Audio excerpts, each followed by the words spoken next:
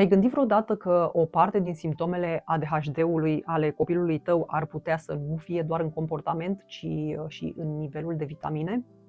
Am dat peste un studiu făcut pe peste 600 de copii între 4 și 10 ani.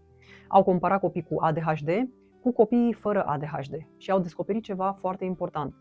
Copiii cu ADHD aveau niveluri semnificativ mai scăzute de 3 vitamine esențiale, și anume vitamina A, vitamina D, D2 și D3 și vitamina E, și asta în toate tipurile de ADHD.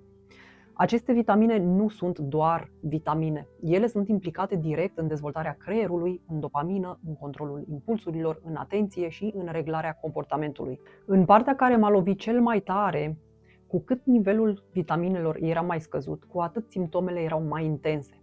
Nu doar atenția, ci și emoțiile, comportamentul zilnic și performanța la școală. Foarte mulți copii cu ADHD au un deficit de vitamina D.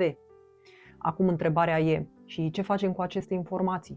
Ne uităm la alimentație. Ouă, verdețuri, somon, nuci, semințe, lactate, alimente care aduc aceste vitamine în mod natural. Însă, din păcate, alimentația din ziua de astăzi nu mai este cea din trecut și nu ne mai oferă nutrienții de care avem nevoie. De aceea, se poate suplimenta.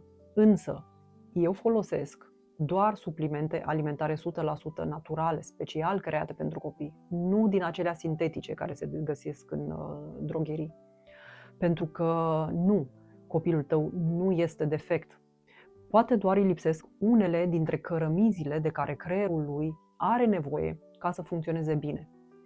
Dacă vrei să afli mai multe, urmărește-mă pentru mai multe informații utile pentru tine și copilul tău.